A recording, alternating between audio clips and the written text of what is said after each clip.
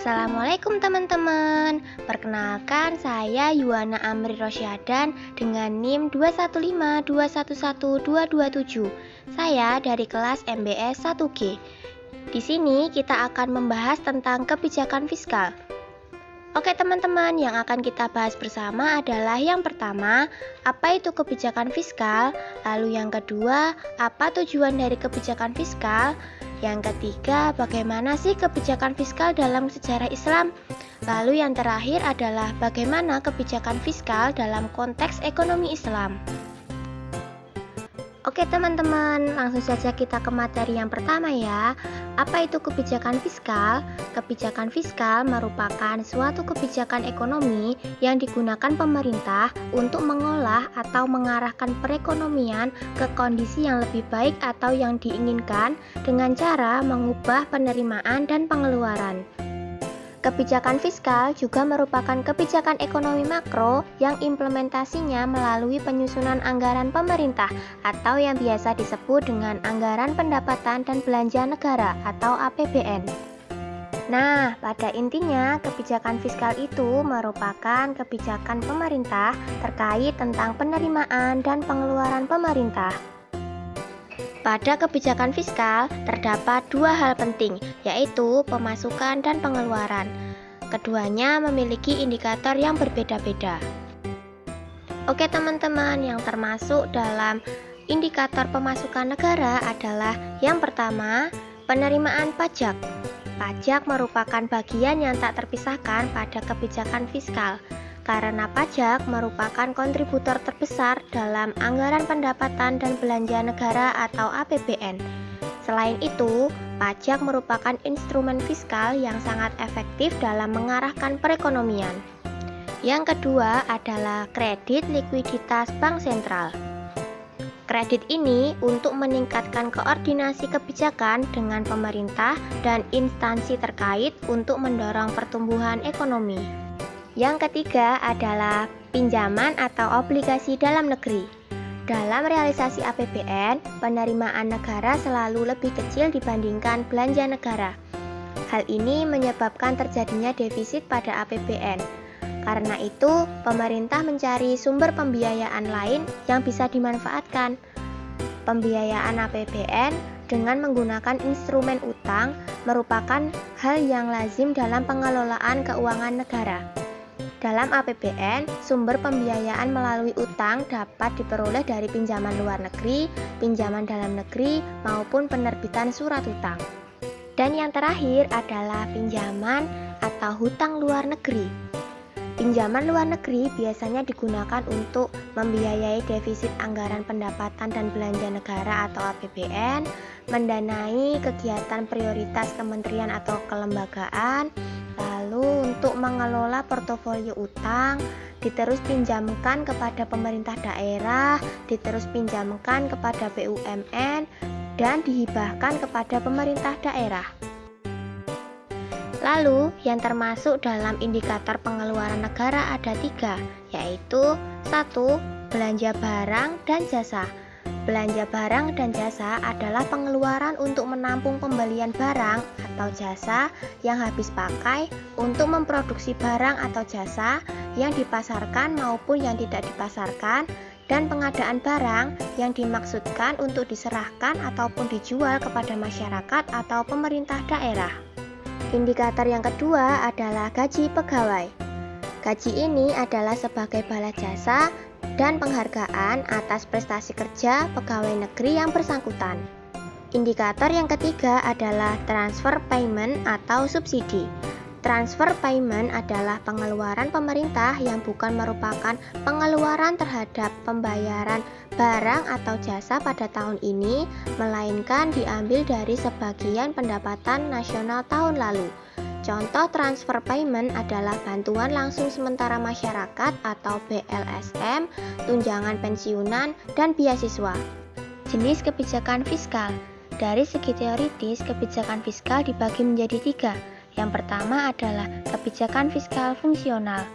Adalah kebijakan yang diambil demi meningkatkan kualitas ekonomi secara makro, dengan dampak yang baru terlihat dalam jangka panjang. Yang kedua adalah kebijakan fiskal disengaja. adalah kebijakan manipulasi untuk anggaran negara. Fungsi kebijakan ini untuk menghadapi masalah tertentu seperti pandemi. Yang ketiga adalah kebijakan fiskal tak disengaja. Adalah kebijakan yang berupa penetapan keputusan atau aturan untuk melindungi stabilitas ekonomi sektor non-pemerintah. Yang kedua, dari segi penerapan. Dari segi penerapan, kebijakan fiskal dibagi menjadi dua. Yang pertama, kebijakan fiskal ekspansif adalah kebijakan yang diambil pemerintah saat ekonomi melemah dengan menaikkan anggaran belanja serta menurunkan atau meniadakan pajak bagi sektor tertentu. Yang kedua adalah kebijakan fiskal kontraktif, adalah kebijakan yang menurunkan belanja pemerintah dan menaikkan pajak. Fungsi kebijakan fiskal ini untuk mencegah inflasi dan mengurangi rasio. Yang ketiga, dari segi neraca pembayaran. Kebijakan fiskal dari segi neraca pembayaran dibagi menjadi 4. 1. Kebijakan fiskal seimbang adalah kebijakan yang menjaga keseimbangan pemasukan dan pengeluaran negara. Fungsi kebijakan ini yaitu agar negara tak memiliki hutang yang terlalu banyak. Kedua, kebijakan fiskal surplus adalah kebijakan fiskal yang diambil ketika pemasukan lebih banyak dari pengeluaran. Yang ketiga adalah kebijakan fiskal defisit. Adalah regulasi fiskal guna mengatasi kekurangan pemasukan dibandingkan pengeluaran. Yang terakhir adalah kebijakan fiskal dinamis. Adalah kebijakan ekonomi yang diambil sewaktu-waktu saat negara membutuhkan. Contoh kebijakan fiskal di Indonesia. Yang pertama, tax amnesty. Pembebasan pajak berupa pengurangan atau peniadaan dalam kurun waktu tertentu bagi masyarakat yang mau melaporkan seluruh kekayaannya. Yang kedua, subsidi BBM dan gas. Tujuan dari kebijakan fiskal di bidang bahan bakar ini adalah untuk memperlancar mobilitas dan transaksi ekonomi masyarakat. Yang ketiga adalah penerapan HET atau harga eceran tertinggi. Contoh terakhir kebijakan fiskal adalah penetapan harga jual maksimum untuk barang tertentu, yang disebut dengan kebijakan HET. Barang dengan HET umumnya adalah obat-obatan dan sembako. Tujuan kebijakan fiskal. Kebijakan fiskal ini memiliki beberapa tujuan, antara lain 1. Untuk mencapai kestabilan kondisi ekonomi dari suatu negara secara nasional. 2. Untuk dapat memacu pertumbuhan ekonomi suatu negara. 3. Kebijakan fiskal dapat membantu mendorong laju investasi. 4. Dapat membuka kesempatan kerja yang luas. Dan yang terakhir adalah dapat mewujudkan keadilan sosial yang ingin diraih oleh setiap negara. Oke teman-teman, selanjutnya kita akan membahas tentang bagaimana sih kebijakan fiskal dalam sejarah Islam.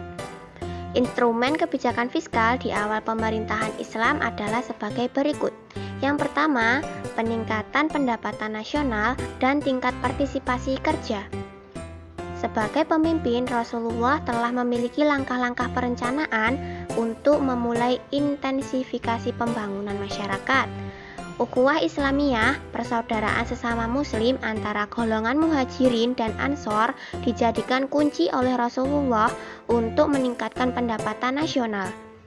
Selain itu, persaudaraan ini berdampak positif terhadap tersedianya lapangan kerja bagi kaum muhajirin. Yang kedua, kebijakan pajak. Penerapan kebijakan pajak yang dilakukan Rasulullah seperti kharaj, khumus, dan zakat menyebabkan terciptanya kestabilan harga dan mengurangi tingkat inflasi. Kebijakan ini juga tidak menyebabkan penurunan harga ataupun jumlah produksi. Yang ketiga adalah anggaran. Dalam menyusun anggaran, selalu diprioritaskan untuk pembelanjaan yang mengarah pada kepentingan umum, seperti pembangunan infrastruktur. Yang keempat adalah kebijakan fiskal khusus. 1. Memberikan bantuan sukarela untuk memenuhi kebutuhan kaum muslimin yang kekurangan. Kedua, meminjam peralatan dari kaum non-muslim secara cuma-cuma dengan jaminan pengembalian dan ganti rugi apabila terjadi kerusakan. Yang ketiga, meminjam uang tertentu dan diberikan kepada mu'alaf. Kebijakan fiskal yang pernah diterapkan Islam adalah sebagai berikut. 1. Pada masa pemerintahan Nabi Muhammad SAW, pengelolaan keuangan diatur oleh Baitul Mal. Yang kedua, pendapatan negara langsung didistribusikan ke masyarakat sesuai dengan porsinya, sehingga pemasukan sama dengan pengeluaran. Yang terakhir adalah tidak ada pendapatan negara yang ditumpuk di Baitul Mal.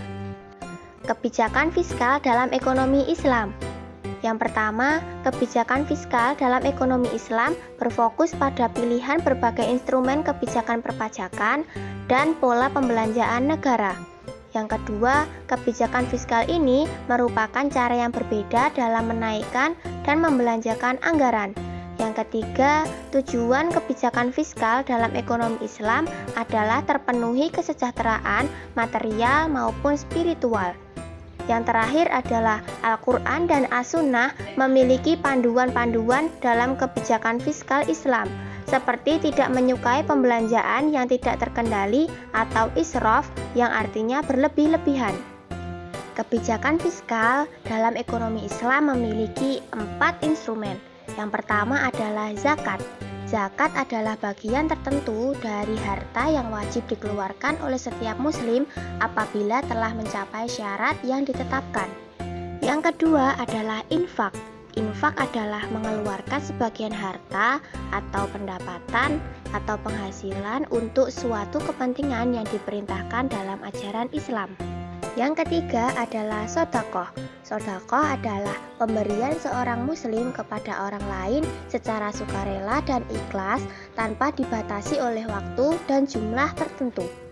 Yang terakhir adalah wakaf. Wakaf adalah perbuatan hukum wakif untuk memisahkan atau menyerahkan sebagian harta miliknya untuk dimanfaatkan selamanya atau jangka waktu tertentu sesuai dengan kepentingannya guna keperluan ibadah ataupun kesejahteraan umum sesuai syariah. Kesimpulannya adalah kebijakan fiskal secara Islam maupun konvensional adalah tak jauh berbeda dari segi apapun. Namun yang membedakan adalah dalam Islam memberikan kontribusi menyarankan masuknya instrumen yang berdasarkan pada sumber hukum Islam dalam kebijakan fiskal dalam sebuah negara. Oke teman-teman, cukup sekian pembahasan kita pada materi kali ini ya. Terima kasih dan wassalamualaikum warahmatullahi wabarakatuh.